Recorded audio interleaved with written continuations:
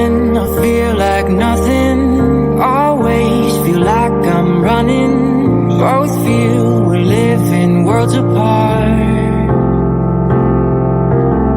It's fucked now, we lost in limbo. Remembering what you said though, and I asked you if we'd make it far. That one last kiss that they write about, my one last wish you could never doubt. I trust angels who fly away from you, and you told me that we'd never die. Gave me so many reasons why we were meant to be. Then she said no, no, no, no. No, no, no, no, you should.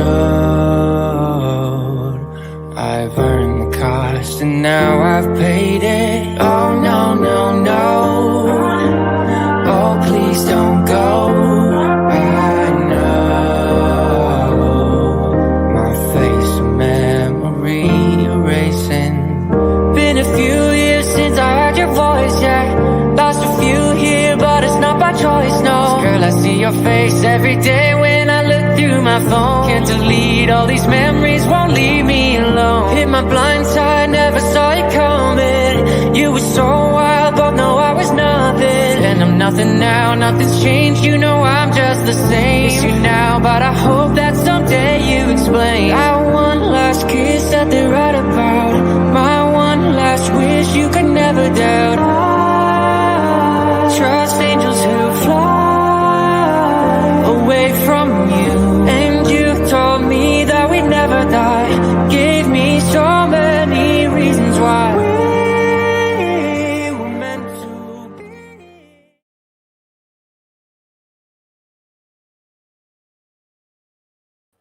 Hi. How's everyone doing? Mic check. Let me know if you can hear me. How's everyone doing? Hope you are well on this 8th day of April. Happy Easter, everyone. Happy Easter. Tomorrow the Easter Bunny comes. All right, so you can hear me loud and clear. Perfect. Hope everyone is well. Going to be talking about Grant Solomon.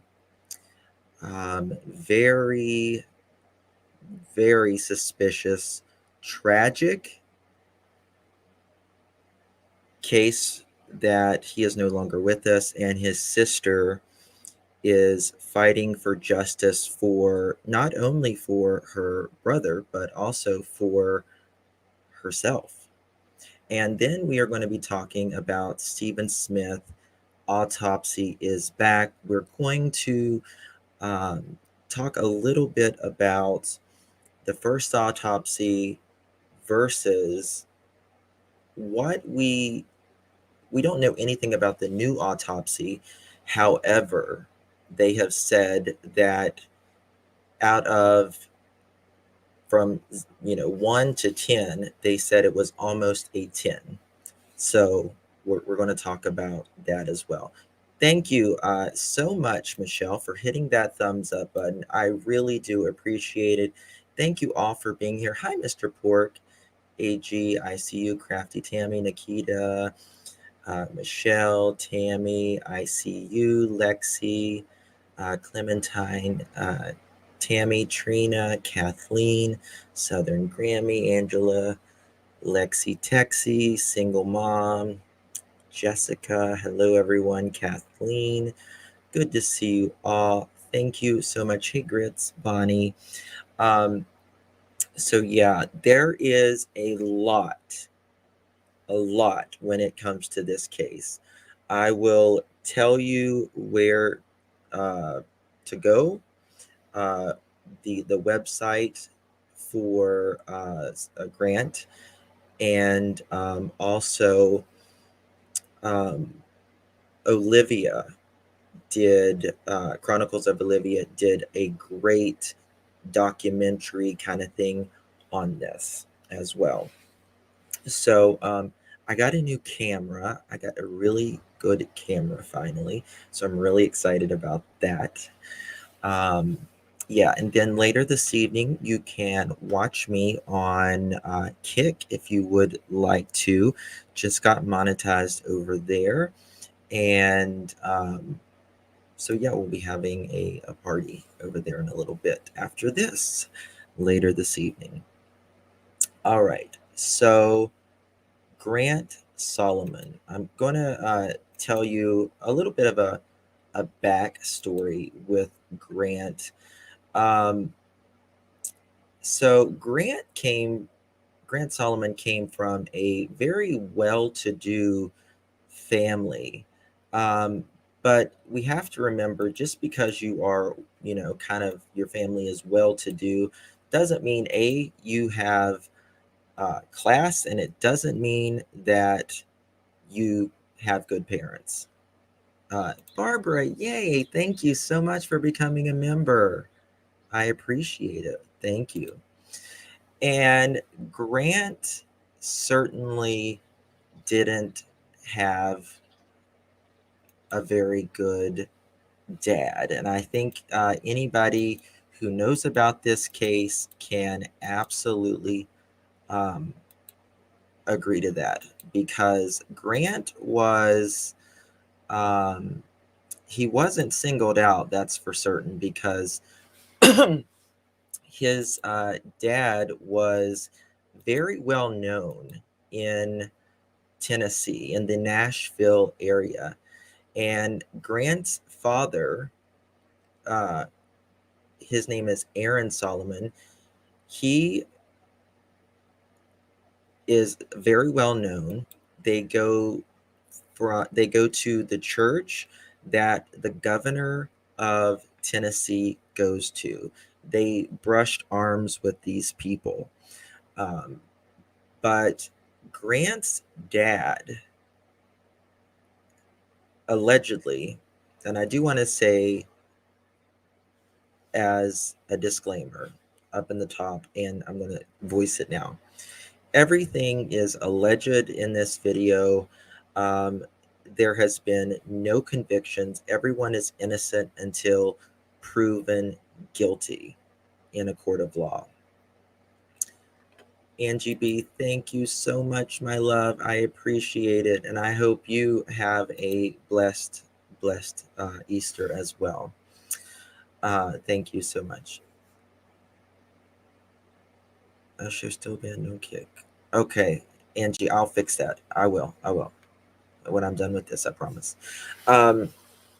And so, yeah, his dad was, he is innocent until proven guilty, but there is a lot of claims out about Grant's dad. And I'm going to show you guys, let me just show you the family really quick. So here is the family. We got Aaron Solomon, Gracie, Angela, and of course Grant. And this makes up the family. This makes up the family. And Grant was, he played a lot of sports and all that. And his sister was just, they were good kids, but there was a huge rift in the family, and the family split up. The family, they split up, and Grant and Gracie were constantly being pressured between the two, but Aaron had uh, the custody overall. And there was reports of abuse, reports of SA, and physical abuse, and even allegedly as Gracie, Grant's sister was growing up, allegedly Aaron, the father, was the only one allowed to bathe Gracie. Can you not see anything? Are we having trouble? Let me know if you can't see something. I believe Gracie as well, personally. Can y'all see? Sometimes if like I go into a chat, it'll be like a black screen, but I can hear and I have to go in and go back out. So you may want to try that. And from from a long time, these kids have been shouting from the rooftops that they were abused. And judges wouldn't listen. It was just like, Aaron, he was a very well respected person into the community, rubbed shoulders with really high people. You know what I mean? So Monday, July 20th, 2020, Grace Christian Academy, Grant Solomon was reportedly struck by his own truck, a fatal parking lot accident just 15 minutes before his baseball practice. Grant had only been 18 for 1 month. His father, Aaron Solomon, was the only witness to the death of Grant. Now, allegedly, Grant had parked his truck at the Ward Performance Institute in Gallon, Tennessee, and went to get his baseball gear from the bed of his truck when it rolled backward, dragged him across the pavement and down the hill into a ditch. Aaron says, which is Grant's dad, he was parked next to Grant and that he was inside his own vehicle checking his work emails when he realized what happened. All right, so if you can see here, this is Aaron's truck. This is his work truck. This right here is Grant's truck. He's saying that Grant was parked up here and Grant got out of his truck, went around to the back, where I guess the tailgate is, to get his stuff for his baseball practice. And that the truck rolled over him, was out of gear or something, rolled over him, drug him all the way through the pavement here, all the way down this grassy hill where there's like, where the water goes through this little culvert thing here. And still, Grant is underneath the truck in the very front part of the truck. Now, to me, I don't know about you, but that seems a little bit impossible.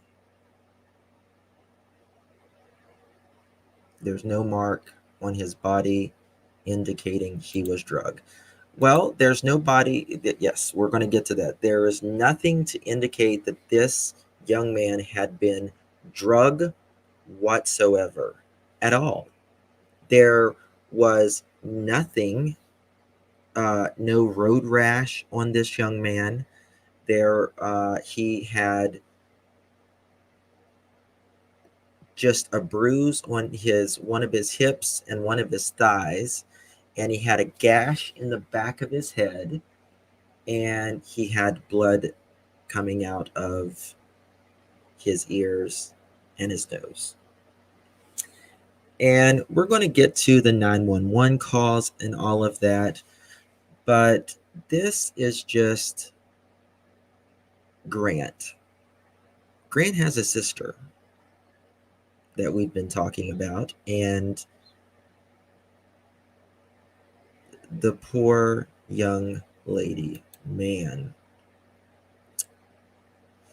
Now, Gracie, who is 14 years old, she says that she's been sexually and physically abused by her father, Aaron, since she was extremely, extremely young. Now, Gracie's brother, Grant, he was, sorry, I'm looking at something. My computer is giving me in trouble. If he rolled, there would be no damage. Yes, exactly. So, okay, let me show you this now. So this is the photos of the actual scene, and I mean, you remember it had to come from over here where my mouse is, and down the hill over this rock. He would have had to go over all of these stones, and Grant was between the two wheels. Between the two wheels. And that truck would have had to come all the way down, go over, and then up this hill. It's highly, highly unlikely. All right. So this says,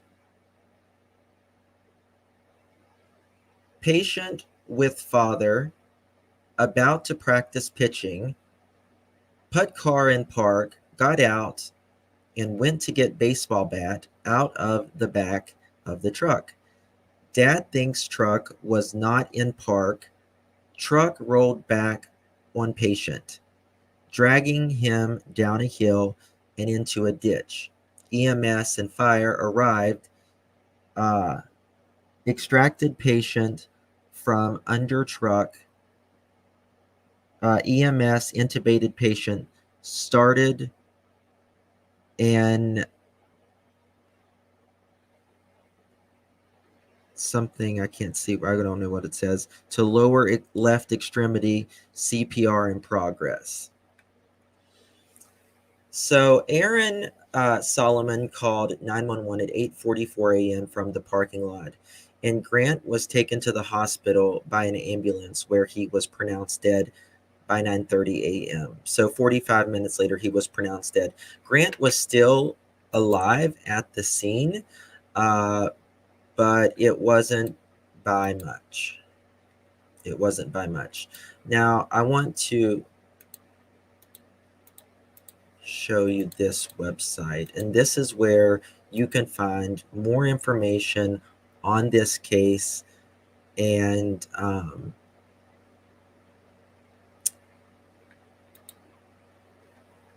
okay, wrong one again, 1 second. It's called Freedom for Gracie. Freedom for Gracie, right? And you got Justice for Grant, and there's petitions, and there's all kinds of stuff. But let me do the scene photos here. So just want to, this may trigger someone, so if you're sensitive to these issues, you may want to not watch. On July 20th, 2020, Grant Solomon was tragically killed in a still unexplained incident in Gallatin, Tennessee. His father, with whom he had a violent relationship, was the only witness. Aaron Solomon claims he saw Grant exit the truck, but then looked away And the next thing he sees is the truck rolling into the ditch. Neither evidence at the scene nor Grant's injuries match the account Aaron gave GPD, who took his word and immediately closed the case. All photos taken by the police department, Grant was found under the front of the truck on his back with his head pointed toward the building. So if you was going to be behind the truck, right? It would push you if you're behind, this is you behind the truck, and the truck is going to run over you, right? It's going to push you backwards. You can't help it. It's going to push you backwards. And then it's going to drag you. Grant was found facing toward the building. You can't fall forward when something is backing up on you and then drag you. It doesn't work that way. So Grant's head was found facing toward the building. His head should have been facing toward the road if he was actually drugged. You're not going to get turned around if something hooks you to that truck and drags you. You're not going to get turned around or anything if you're just being drugged one way. There was also no burns on Grant. I mean, think about how hot a car is. He was just driving this truck minutes prior, and still there was no burns on him, no road rash, nothing. There are no tracks through the grass to indicate a truck had rolled through it, dragging a 6'3". That's right, Grant was 6'3" from every angle. The grass stands tall and undamaged. Doesn't look like the grass is knocked down anywhere here to me. Oops, I don't need to do that. The sidewalk area and ditch are government property. It was treated like a private parking lot incident. According to his own testimony, Aaron stayed up in the parking lot and did not attend to his son himself, listened to the 911 call. We'll go ahead and listen to it, I guess.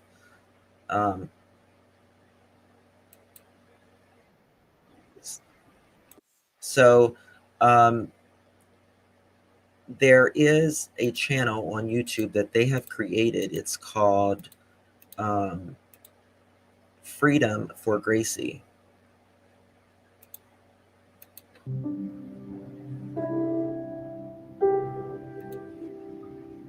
Can y'all hear this?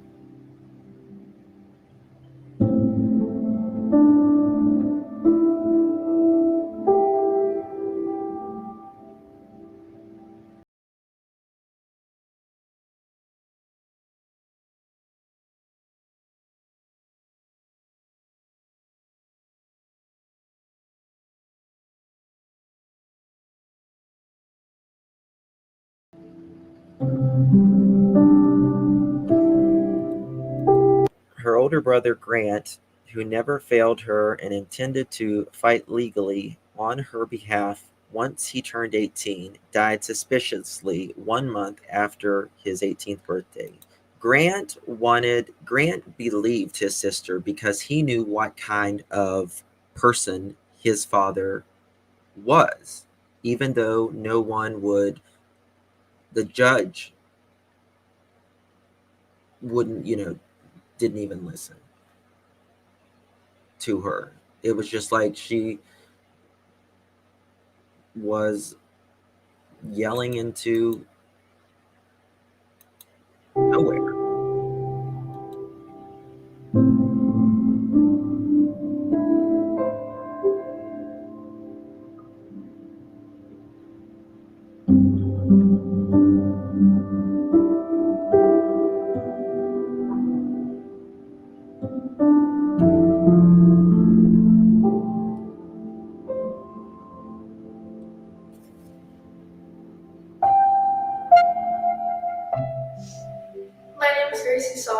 Okay, so this is Gracie Solomon. This is Grant's sister. Grant died 1 month after becoming 18 because he vowed to help his sister from their father. I'm 14 years old, and I'm here to tell my story. I just want to say before we get into any of this that it's coming straight from me. It's all me, and no one else is telling me what to do. My brother died protecting me from my father, Aaron Solomon. My father's a monster. It makes me want to vomit. I've been minimalized, but now I've found my voice to be able to tell you that my father raped me, hurt me, and I'm not going to be a victim of this monster. He's a rapist, he's a molester, he's a liar, and he's a killer. I hate my dad. I'm absolutely terrified of him for everything he has done to me, my brother, and my mom. I don't want to call him my dad anymore. He's never listened to me. He has hurt me sexually, physically, and mentally. He has caused so much pain for my family. He has tried to manipulate me and has manipulated others, and it has worked. Ever since I was born, my dad has done awful things to me. First, he never let my mom bathe me. It was always him. So by not letting my mom come in at all, it meant that he could do anything to me. So I want to say, like I told you earlier, that her own mother could not even bathe her. It was only the father, and it is alleged that he started sticking soap in private areas of this young baby child.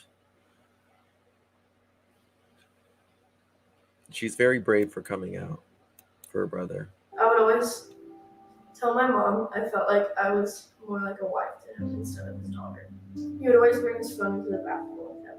At the time, I didn't know it, but I strongly believe he was taking pictures and videos. I had to learn to hide my body from him by flipping my hair over because he wouldn't leave me alone while I was showering or getting out. He would make excuses like me needing a towel or my hair was hard for me to wash on my own. So he would be able to help me. He is a sick person. After showering, he would sit me down in his lap with only a towel to brush my hair. Think about how her dad was grooming her. Think about, she just said that she felt like her dad thought she was more of her girlfriend than her daughter, than being her daughter. He brushed through my hair so aggressively I would sometimes cry. I had terrible scars from that, and they are still somewhat visible. I even remember taking a bath as a young kid, probably first grade, and him washing me with the Dove bar soap completely up and inside of my garments.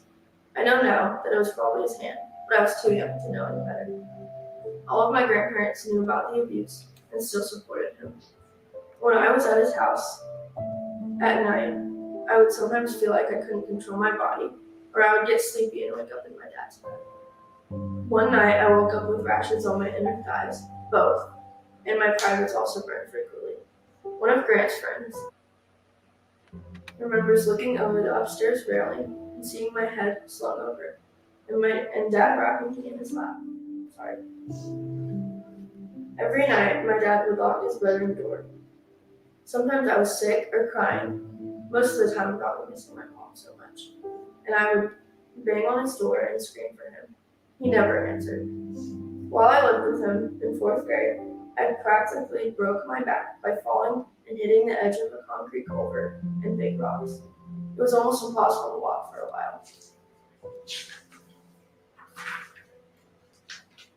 He didn't care enough to even take me to the doctors. I have records now of how bad my back was injured, 3 years later from the incident. In the car, if we said something that made him mad, he would speed up really fast, and it would scare me and Grant. Dad is super manipulative and has manipulated so many people. He even tries to convince me that I am being brainwashed by my mom, and everything I remember never happened. He tries to scare me into thinking my mom's house is unsafe, He knows how scared I am of robberies and kidnapping or getting taken from my mom. In fact, he took me away from my mom for years when I was just ending my kindergarten year. Later on, he told me that I was never going back to my mom and that she was actually dead. I don't remember when I found out that she was alive, but I know Grant and I both believe she was dead for years because of him. One time at my grandparents' house, my dad's parents, I remember hearing my grandpa say to Grant that he wanted to kill my mom. It made Grant so mad he started throwing stuff in the room, and I was so hurt and started crying. After I was finally able to start seeing mom again, my dad got mad because we didn't want to leave her. When the cops showed up, they told Grant and I that we had to leave in the cop car and mom couldn't be the one to take us. They said my dad specifically asked for us to be taken in the cop car so we would learn to not disobey him again. My mom filed for an emergency court hearing to get us back. We were in North Carolina for one of Grant's baseball tournaments when my dad said we had to go back home for court. It was only my dad and I. Grant stayed. We stopped at a hotel room in Asheville. My dad only got one bed when I had asked for two. It made me really nervous. Listen to this story. Listen to this part. She wanted 2 bedrooms staying in the hotel room. He said only one. Before we even got in the hotel room. When we went to bed, I remember him slowly getting closer to me until I was on the edge of the bed. I kept waking up and feeling his feet rub against mine. I kept waking up and then finally realized I felt something hard on my lower back, close to my butt. I drew an illustration of what it was like. I felt really scared and knew it was wrong. At court, Dad's attorney got inches away from my face and tried to manipulate me into thinking what my dad did to me didn't really happen by saying, "Do you really think your dad would do something like that? Do you actually remember that happening?" He was so close to me that I could smell his cigarette breath, and his tone really scared me. When I learned I had to go back to North Carolina with my dad, I was completely broken and didn't want to stop hugging my mom. He told my dad to pull me off of her and leave because he could. I eventually was able to go to family therapy, sometimes with my dad and Grant. One time I told Grant he could leave the room because he would always be there for me. I told him I was terrified of him being at my school and trying to get me. He got so mad. He reached to throw a chair at me, but ended up storming out of the room. He was screaming and his face was blood red. My counselor tried to calm him down. Through therapy, I've set boundaries with my dad so that I would feel better. Over the past couple of years, he has respected my boundaries, surprisingly. Now, ever since Grant passed, he ignores everything I have said. He is trying to force me to come live with him this Sunday. I'm so terrified of him. I'm so scared. I can't go general or without Grant. I'm not going. I begged him in counseling to never do this, and he promised me he would never try to take me again. He is a liar. I'm so scared of Dad. I've seen him do terrible things to people I love and myself. Because of this, I strongly believe he killed Grant, and now he's going to kill me. Grant and my dad never had a good father-son relationship because of my dad. Dad would always harm, threaten, scare, and stress Grant out so badly. Before my dad took us from my mom, Grant and I were scared of Dad because of his ridiculous and terrifying behavior. From trying to kill my mom and constantly yelling at her, to freaking us out from all the things he has done to us and our mom. When he took us, he was just as mean and hurtful as he is now. One of the things Grant said when Dad tried to kill her was, "When I'm 6'4", you will not be able to do this anymore." I have always thought about that so much. Grant meant that, and he was scared and so hurt by his dad. That is just awful, and Grant was so young. Dad is controlling in many ways. One way was by giving Indian summons and telling him that he would always have control over Grant. Dad would just scream at Grant, like I could hear it from everywhere in the house. It was awful. One time Grant and I were watching TV together, and all of a sudden Dad comes up and grabs Grant by his shirt, pulls him up, and just yells at him in his face. It was so bad to watch. Dad would get into Grant's head so much. He would limit food and call him fat, criticize him just to the point where Grant would feel so awful. Dad would limit the time Grant had in the bathroom, on his phone, etc. Why the bathroom? Dad would keep our phones in his bathroom, which is locked, in his bedroom that is also locked. Dad never wanted Grant to be around Hannah, his girlfriend, or any of his friends. My dad even kept all his letters and threw away some of the ones he didn't like. One of those multiple could have been what Grant wanted. Dad only wanted him to go to Ivy League schools. Dad also used Grant's truck as a way to control him too. Grant was so scared of him. He would apologize so much that if he did anything wrong, like if he was late to hit or if he was too sick, he was scared Dad would get mad. Even if he missed a day of school, the whole rest of the time he was worried about Dad. The day my dad took us, Grant tried to get out of the car to jump out to get back to Mom. When he tried, Dad grabbed Grant's wrist so tight, Grant thought it broke. And recently still, I would notice Grant touching that same wrist. Grant had a plan to run away with me, so we did. We got a few things together and went to our mom's house. Dad is and was an awful dad to Grant. I would never want Grant to even have to know somebody like him, and I'm happy for Grant because he will never have to deal with him ever again.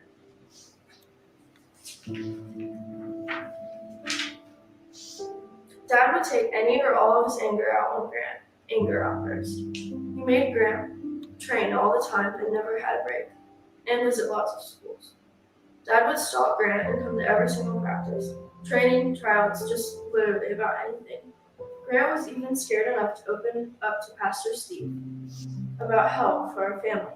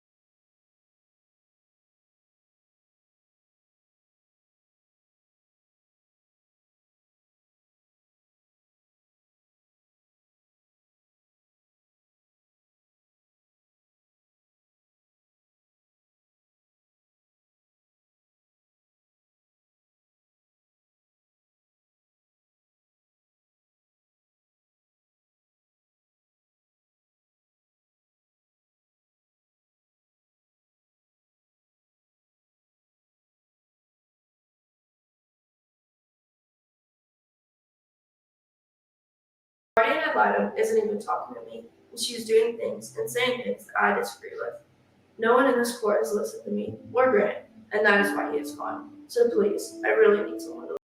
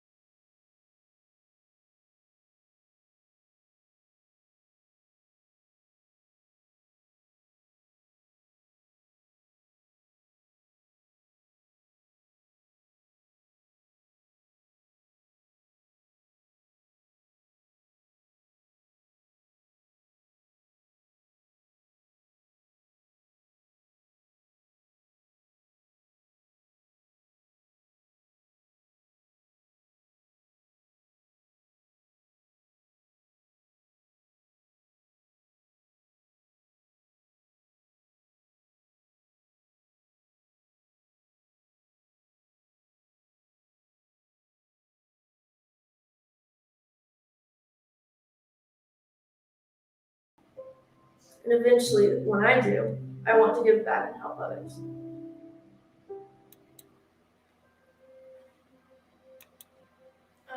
Well, I mentioned that I want to help others, especially women and children in the same situation, and I want justice for myself and my mother and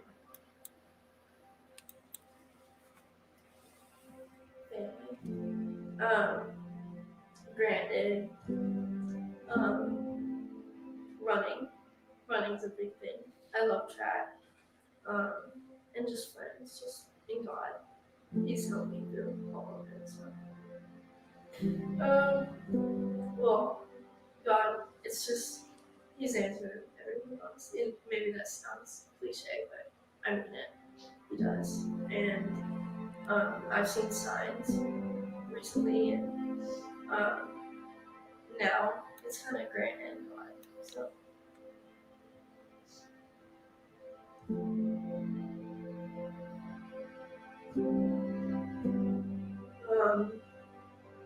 I'd like to go to UT and run track. That's something that I really want to do. And maybe I can go ahead and look into being an athlete.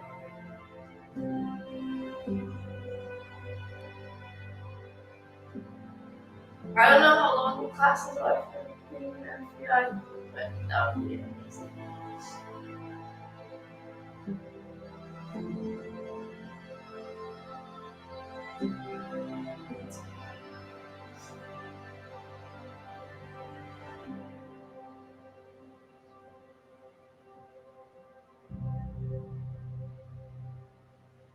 For me, freedom looks like just that non-stop feeling of fear just goes away. And I've always wanted to just be a normal teenager. And hopefully that's maybe soon. But to me, just all my problems went away and just, just being, I guess.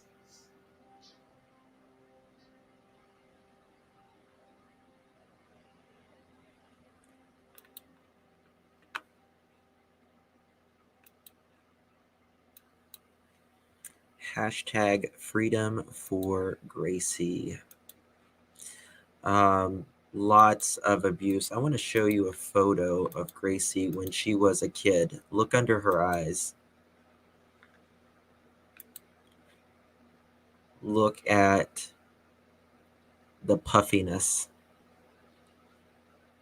She wasn't, she was withheld allegedly of water and food. He would allegedly, it's just so sad. That's not, it's not, but she lost her brother Grant, who felt like that was her safety blanket from her father. And now Gracie deserves justice, and so does Grant, in my opinion. So getting back to Grant, this is the freedom, the number 4 Gracie.com. I recommend you guys going to that website and checking it out.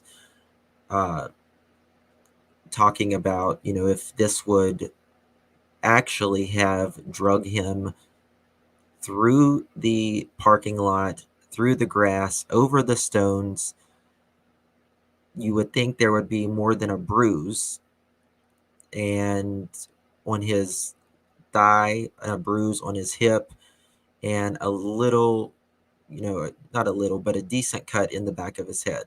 He should have road rash. His clothes should have been torn, but that didn't happen in this case. Not only are there no tracks on the top tire track, on the sidewalk prove the truck drove forward. Left rear tire track vehicle drove forward. And then we got the rear right tire track is so clearly visible, the absence of tracks at the top and the presence at the bottom were ignored by the police. I mean, because in my opinion, the father had a position of power, money, they completely overlooked it, in my opinion. Grant's glasses were found up by the sidewalk. Grant could definitely not see without his glasses that he always wore. If his glasses were here, the obvious conclusion is that Grant was last standing here, not at the top of the parking lot. So Grant's glasses were found up in the sidewalk area. They weren't found up here where these people are standing, like near this area. They were found on the sidewalk down here, right? So, hold on, my kids are being loud. 1 second.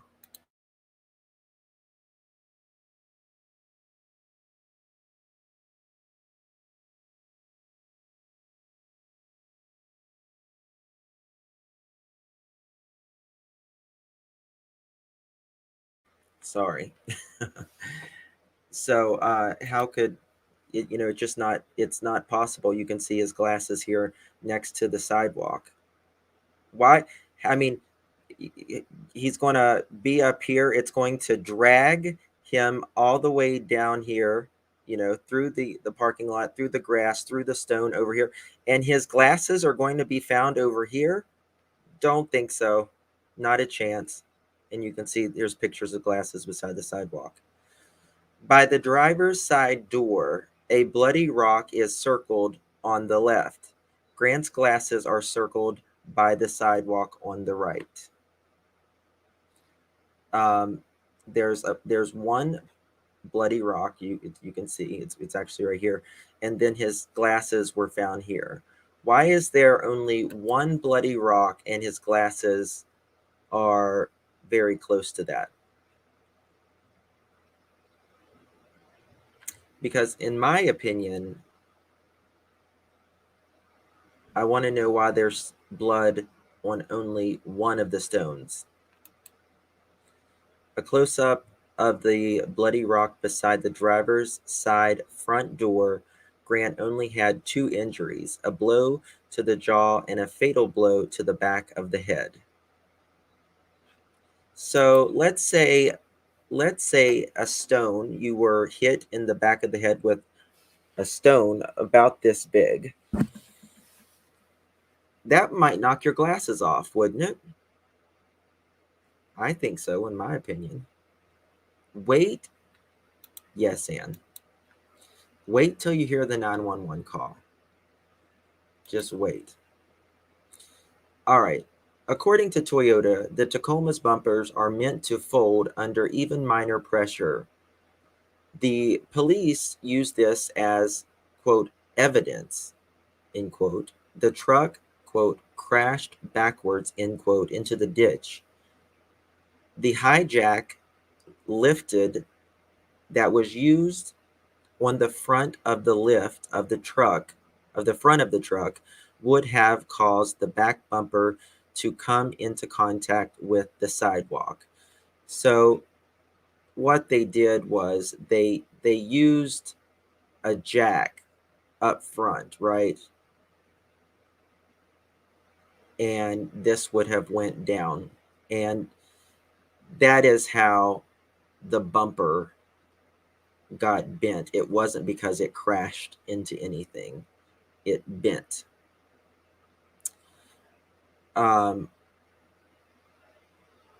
While crashing backwards into the ditch would have caused major damage, the minor damage to the bumper is easily explained by experts. According to truckdefender.com, most all truck enthusiasts agree. Get a custom bumper on the Toyota Tacoma. The bumper isn't up to the challenges of daily life. So it's it's interesting.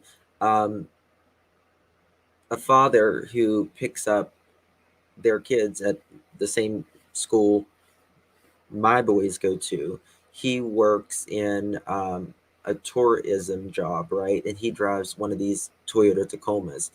And his bumper, the back bumper, is actually bent. It's just his work truck and stuff. And his back bumper is bent. And I thought that sounds pretty legit, if you ask me. Um, so yeah. So Grant was wearing shorts and a t-shirt. Remember, he's getting ready for practice. His father claims the truck dragged him down the parking lot into the ditch. The engine would have been burning after an hour drive. There was no burns on him whatsoever. If you are drugged from approximately right, almost in front of where these guys are standing, all the way down this pavement, grass, stone, you're not going to have, you don't have any burns from that hot motor that drove an hour. Your clothes is not torn. No road rash. This says the asphalt of the parking lot, no blood or other evidence of human flesh coming into contact with it was found. Grant's body had no abrasions, burns, or even scrapes. I mean, look at this pavement.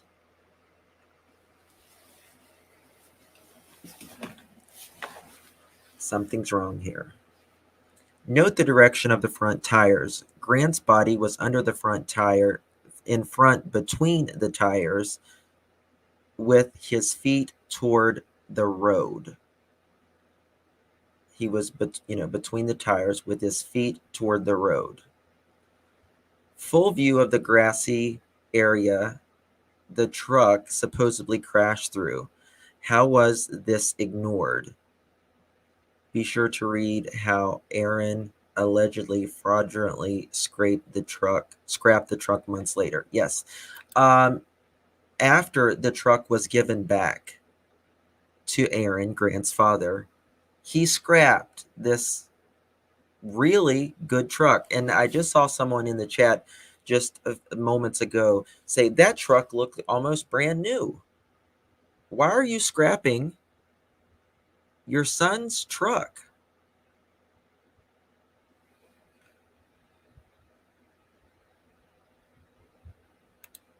Did he give any reasoning why as to why he did that? Let's see. Now we can look at the reports and stuff. So this is, we'll talk about that now. So this is the truck.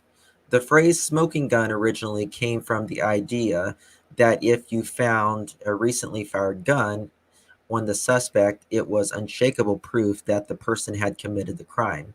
Angie had been told by the police that since they didn't have the smoking gun and that they couldn't make Aaron give them the truck, that there was nothing they could do. Aaron refused a forensic exam of the truck he claims malfunctioned and killed his son. He picked it up 48 hours later and drove it away from the tow yard, seemingly unconcerned it would malfunction. He drove it months afterwards. Although Gracie begged for it, he would not give it to her or Angie. Months later, Aaron mysteriously had the truck totaled and set to be sold at auction. Unbeknownst to him, Angie was able to get the smoking gun just in time. So this is Grant's truck after the tragic incident, as it is in Aaron's driveway. A very close look I kept on the truck. One day it is no longer in his driveway. All right, here it is at the scrapyard. You can see the lights and everything has been taken out. A friend at Cars.com ran the VIN and discovered the truck was at the scrapyard in Nashville. Angie, who was able to secure a broker and got it off the auction block just in time. Got it. Now that Angie had the truck, she has high hopes that the GPD would reopen the case. Even though it's scrapped, at least she's got it. How did the truck end up in the scrapyard? Public records reveal that Aaron took the vehicle to Lincoln Ford, who was reported damaged as minor, yet somehow he managed to convince an insurance adjuster to total the vehicle. And here's the Carfax vehicle service report 2521, damage reported, minor damage. After an exhaustive search, the claimed adjuster was finally found. What insurance adjuster does not want to be found? Mr. Brad Riddle, senior claims adjuster, Tennessee Farm Bureau Insurance 40. Okay, I don't want to give that. Was contacted to the place. The receptionist at the front asked why or what the visit was about, and she was informed that it was in regard to a claim.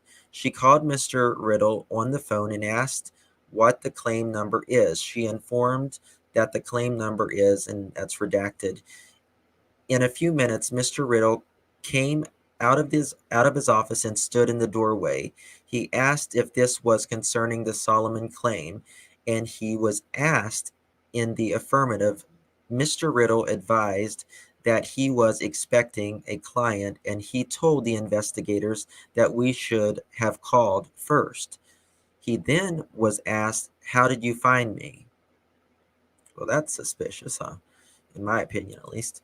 Mr. Riddle was advised of the investigation into the death of Grant Solomon and that the truck at the Tennessee Farm Bureau had sent to IAA salvage yard as salvage as potential evidence into the death investigation. He was asked to furnish documents pertaining to the claim of the 2015 Toyota Tundra, and he stated that he did not release documents pertaining to the clients and that it would have to speak to a supervisor. Mr. Riddle was given a business card, and investigators advised that they would remain in Manchester to await the results of his call to the supervisor. Mr. Riddle was shown a photograph of the truck as it sat in Aaron Solomon's driveway weeks after the July 2020 incident. He was also shown a photograph of the truck as it appeared at the time of the incident at the WPI facility. I was pointed out to Mr. Riddle that the investigator were in the possession of the truck, and that the truck had been examined by the accident reconstruction team, who determined that there was not enough damage to the truck to list it as totaled and salvaged. Investigators left insurance office and awaited into Manchester. Mr. Riddle did call and advise that the information requested would have to be obtained through a subpoena to the TNFBI legal counsel in Columbia, Tennessee. Well, isn't that trying to make it hard? Yep. That's exactly right.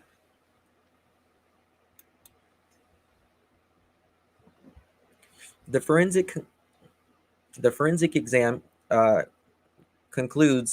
states that the accident could not have occurred as Aaron described. The Gallatin Police Department still refused to open the investigation. Isn't that something?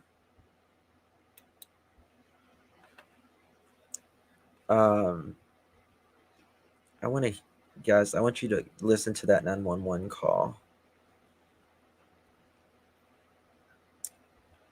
We'll get to the shoes and all that in just a minute. Where is the 911 call? Oh, it might be. Hold on.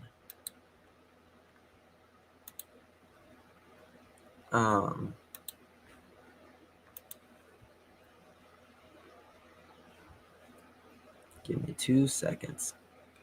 Okay, here's the 911 call. We're going to listen to it. It's 4 minutes long.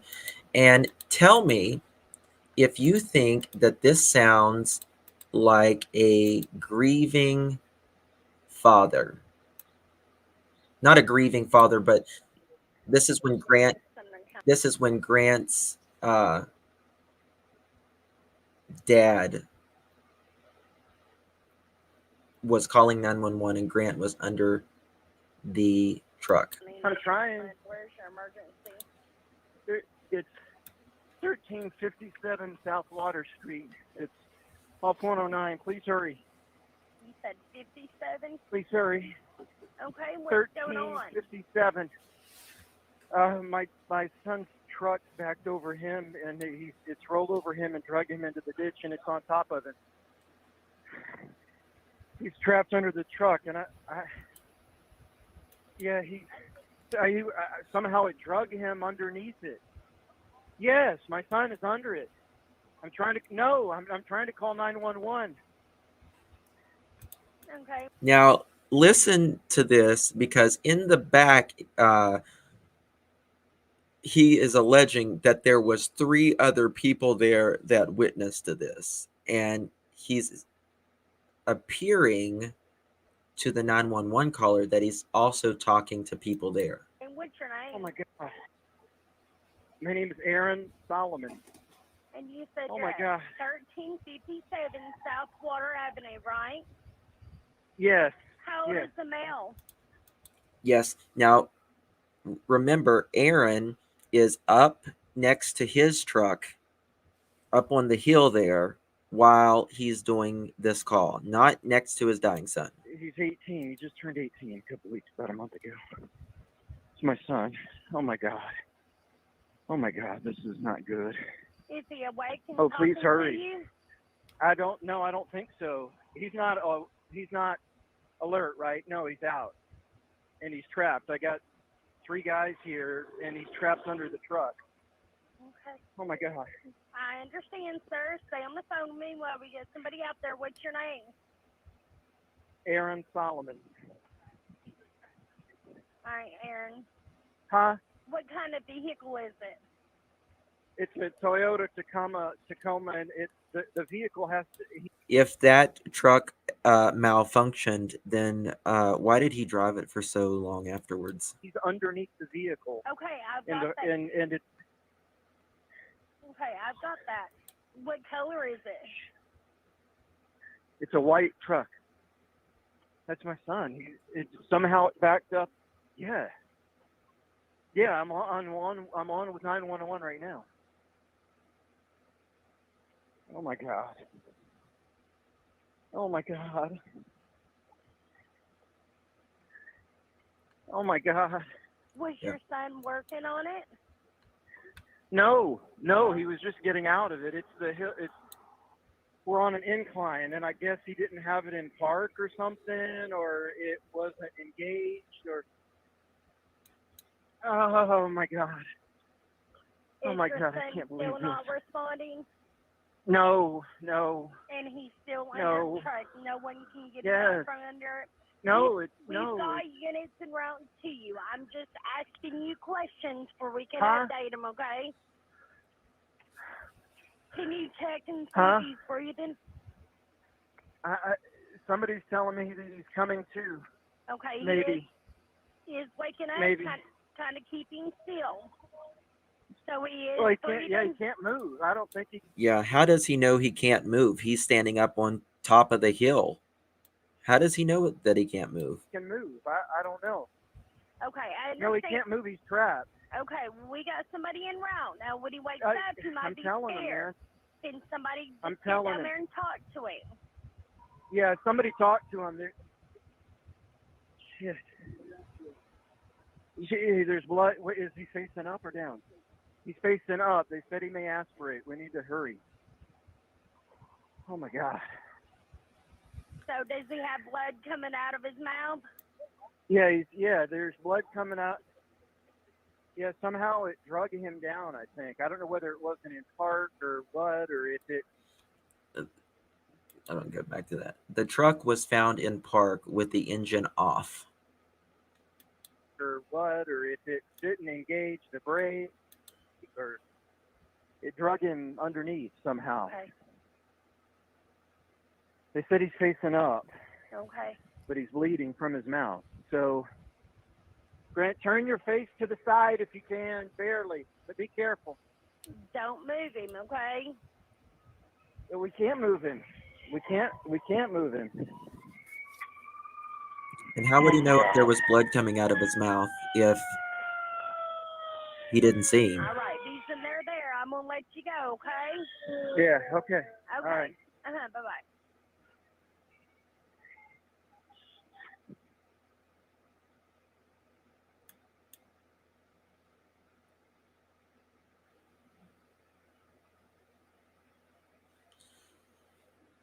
So,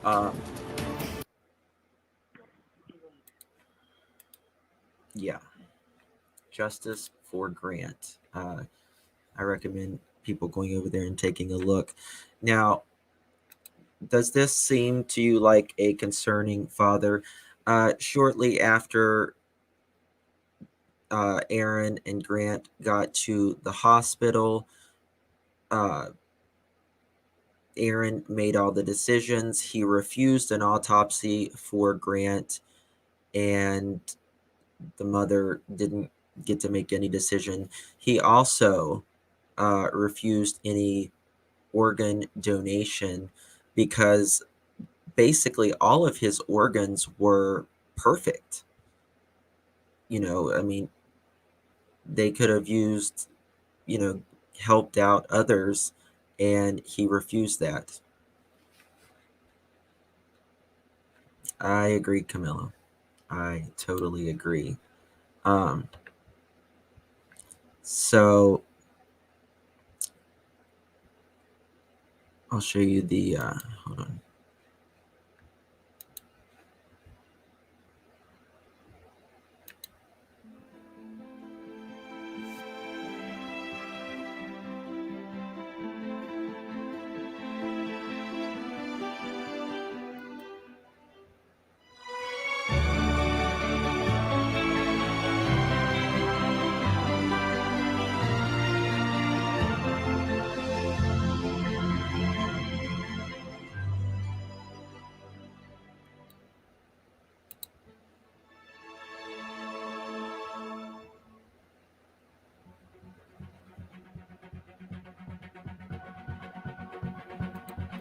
So this is Aaron, well-known news anchor.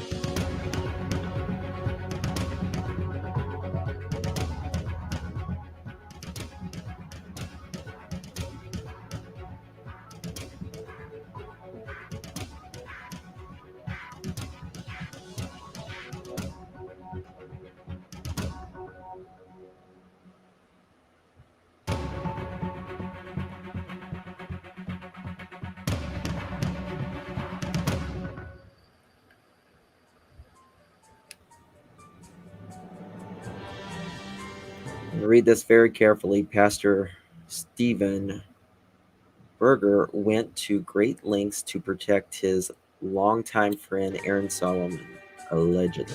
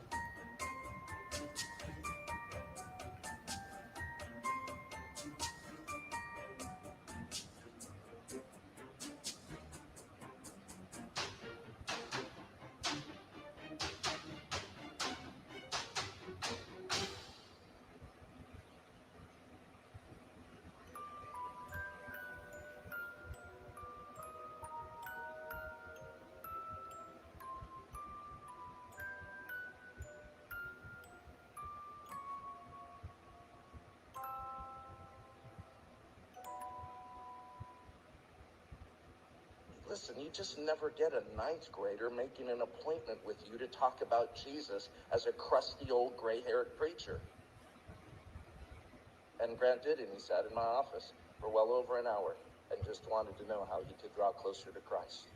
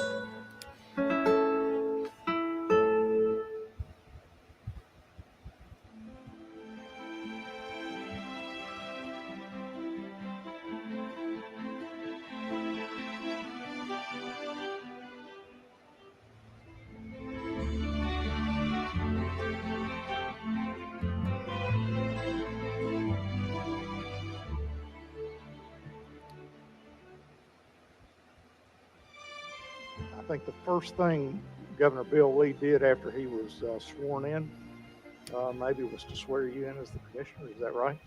That's pretty close.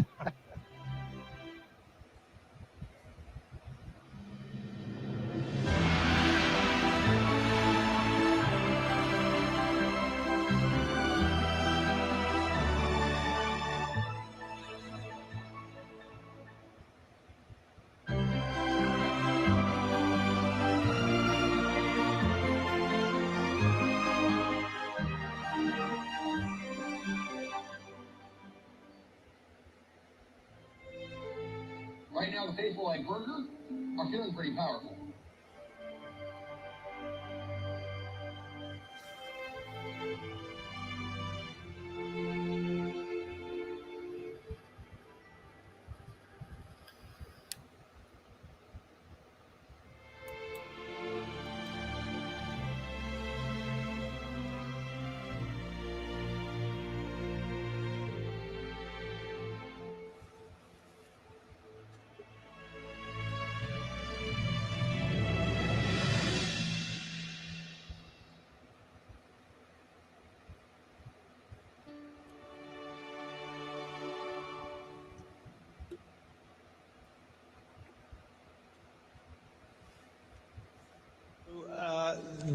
Whenever I receive a letter like that, and it's been several months, I may have received a letter with regard to that, then that letter moves on to our either Department of Safety, appropriately so, or legal services to determine if there's any reason for our engagement there. But I trust the investigative process there and wouldn't have anything else to say about that.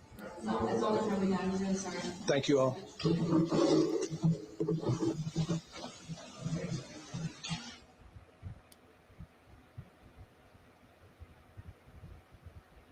The that this is a case that received substantial attention, and that to the extent that prosecutorial resources could be deployed, they were deployed, and that this case received a thorough investigation. I do apologize for not responding to the letter. As I said, my understanding was this was a hand-delivered letter and that there would be an oral response, but I want to reassure everybody that this is a case that was taken seriously by Tennessee's law enforcement community. Thank you, Your Honor. Thank you, Mr. Scrimetti. BS, in my opinion.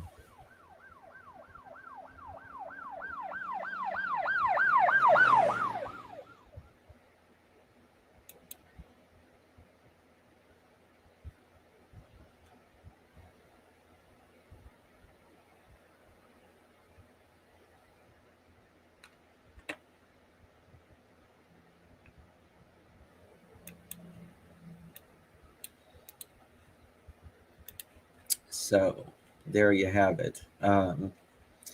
Going back to,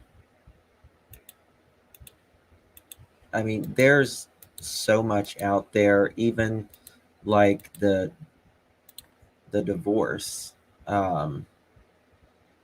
between Solomon versus Solomon. Mr. Solomon, Mrs. Solomon, Grant's mom and dad, when they were getting a divorce, it says in May 2013, Mr. Solomon filed for divorce from Mrs. Solomon.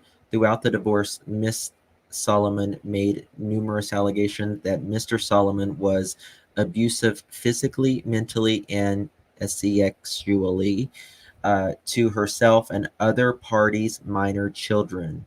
The divorce court found Miss Solomon allegations of abuse lacked merit and awarded Mr. Solomon custody of the children. After the divorce, Miss Solomon filed lawsuit alleging abuse and neglect against Mr. Solomon in the juvenile courts for Coffee and Williamson counties. Both actions were subsequently dismissed. On February 19, 2020, the Circuit Court for Williamson County imposed pre-filing restrictions on any civil action Miss Solomon attempted to file against Mr. Solomon. And on July 20, 2020, the Solomon 18-year-old son was tragically killed in a single car accident. On October 9, 2020, Miss Solomon and her friend, defendant Melanie Hicks, filed a petition in the juvenile court for Williamson County on behalf of the Solomon's minor daughter, Gracie, alleging abuse and neglect against Mr. Solomon. The Williamson County Juvenile Court found defendant Hicks' position was without merit. They have screamed this from the rooftops for a long, long time. Yes, dad is still walking free. And he allegedly even forged a check from the school and did not have to pay for his crime. Yeah. Yes. And, you know, there's a saying, it's not who you know, it's who you blow. Well, after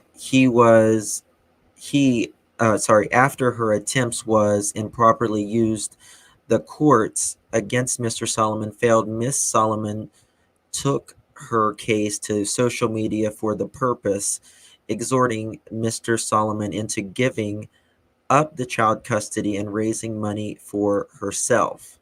On May 12, 2021, Miss Solomon created an Instagram account called Freedom for Gracie, and shortly thereafter, similar accounts sprang up on the social media platform. Collectively, all of the Freedom for Gracie social media accounts are referred to as accounts.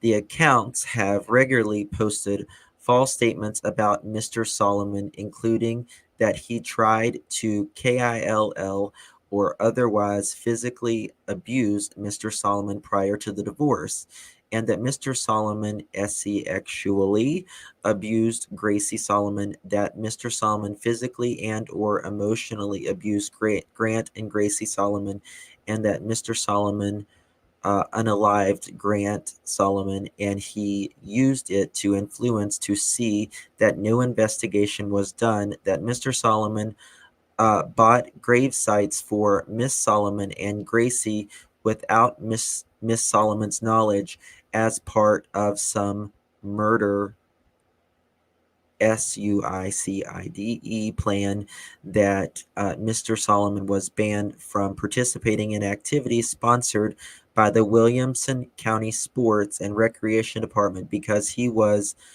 abusive to his wife, children, and others, that Mr. Solomon stole money from Grace Christian Academy, that Mr. Solomon has filed multiple bankruptcies, that Mr. Solomon had swindled people, that Mr. Solomon was fired from Channel 4 because he was inappropriate conduct and his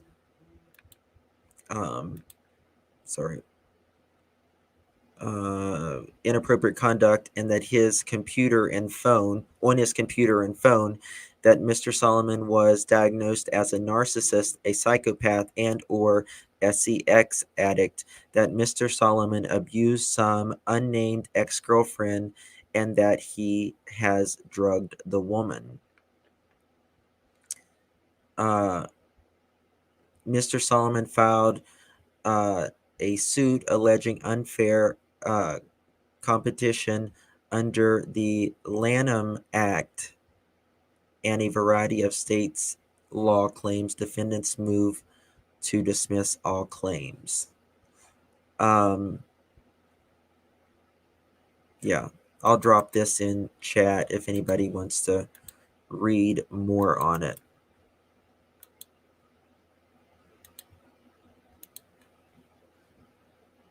So it is a lot. You can download all of those as well. So it's just been one thing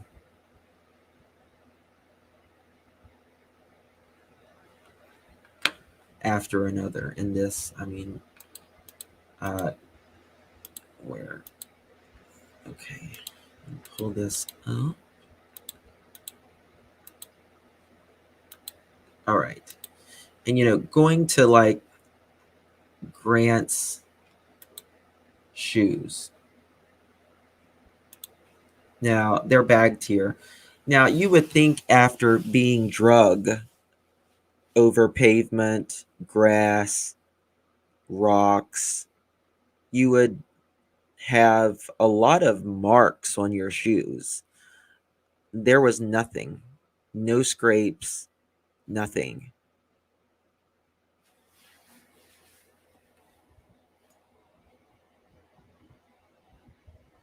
No, the sister is still very much alive, and she says that she fears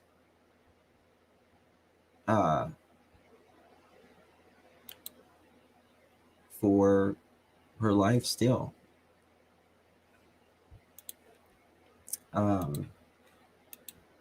Remember, Grant was very tall. The height of the vehicle, 5'3", 70 inches. Grant's height is 6'3". So if he was behind this vehicle and it rolled backwards, his head is going to be like where, let's say where this number 6 is, it's going to fall backwards, his head, and it should be faced toward the road. His head was actually like he fell forward, and his head was found toward the building.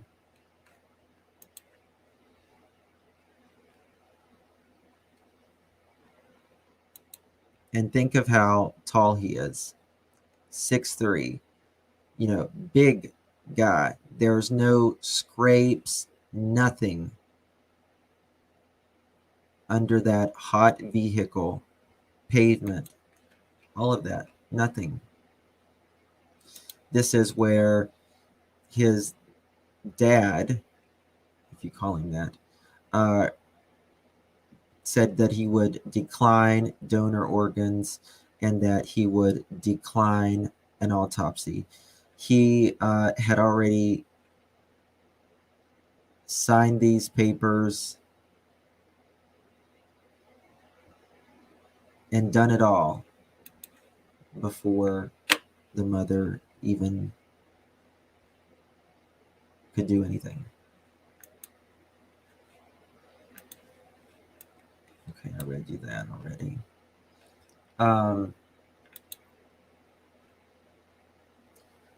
7/20/20 at 8:43, I was dispatched to 1357 South Wader for an injury crash. I arrived on scene and found a male subject that was trapped under his vehicle into a rocky ditch area. Summer County, I don't know if it's Summer or Sumner, I don't know if it's two M's or an N.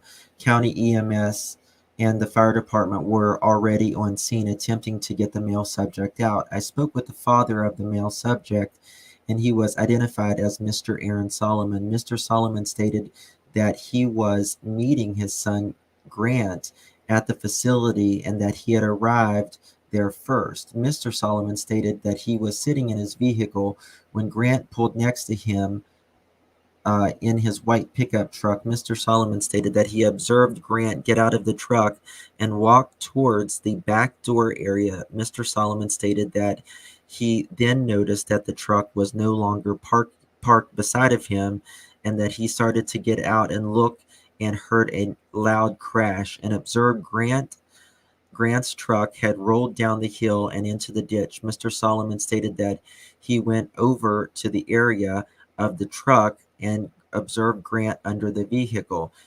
Mr. Solomon stated that he then called 911 at that time and attempted to help his son. Mr. Solomon was able to give information on his son, and he contacted Grant's mother and notified of the situation. I gathered a written statement from Mr. Solomon, and he was released from the scene to go to Sumner Regional. I was not able to locate any other witnesses at the crash. Remember, he said that there was 3 other men there, and he was acting like he, was talking to other people. I spoke with the gym employees and asked about camera footage, and they stated that they didn't have any camera on the outside that would have gotten video of the incident. I turned the written statement and all the other information over to MPO Wilson. So, and it's also noticed where this is underlined. Notice that the truck was no longer parked beside him. Heard a loud crash. Observed Grant truck had rolled down the hill. And that he went over to the area. None of those things. No. So, and you got the timeline. Just a complete timeline of this entire situation. Let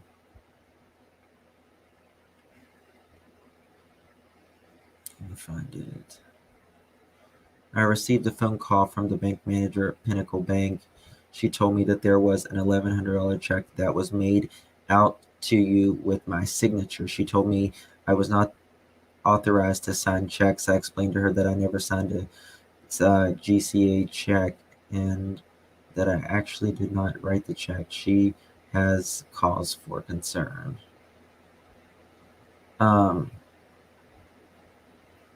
Allegedly forged a check to the school. On November 10th of 2013, Aunt Ruth Trust Fund starts dispersing funds. Aaron receives upwards to $100,000 a month from May until August. Lots of money, lots of power. There's Gracie's eyes. Gracie's eyes after staying with her father for 6 months as a kid.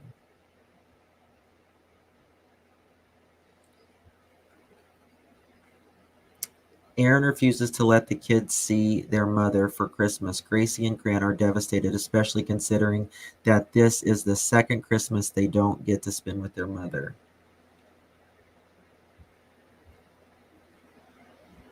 Is that blood on her nose? During a family trip, Gracie manages to FaceTime her mom without Aaron noticing. She shows the mother bruises on the inside of her thighs, but does not remember how she got them. Aaron told her they were a rash from swimming.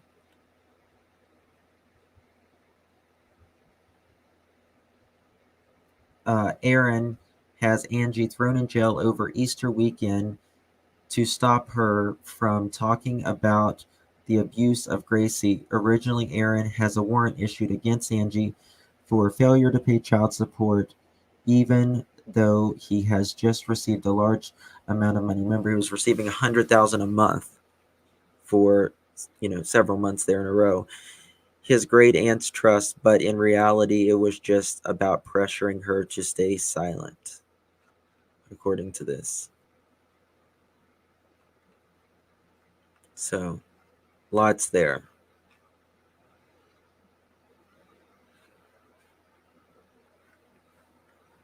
I mean, there's just so much history, to say the least. The judge is married to the state senator. Really? I didn't know that part. Again, friends, please become, yeah. He could have saved a lot of lives, There was virtually nothing wrong other than head trauma, right? That was basically it. I mean, there was so much that could have, 18 years old, which is entirely too young to go, but still. So, yes. Guys, I've been on here an hour and 34. I need to jump off and do something. I'm going to come back with Stephen Smith's case in just a little bit, and then I'm going to be over on Kick later, and we'll talk and have fun over there. So, thank you all for being here. I appreciate it. God bless each and every one of you, and justice for Grant and Gracie. I mean, this is, in my opinion, something is extraordinarily wrong here. And they most certainly deserve justice. Yeah, the judge was a she. Yeah, Darlene, you need to come up here sometimes because you know a lot about this. So I have just recently heard about this and I just could not. I was just like, oh my God. It was crazy. So we got a lot to talk about. Stephen Smith too. I'll be back. Yeah, please come up sometimes. If you want to email me, I'll give you my phone number and we can talk as well. So thank you all. Appreciate you. God bless each and every one of you. I'll see you guys here in a little bit, and I'll see you guys on Kick. So watch your notifications. Love you all. Talk to you later. Bye-bye.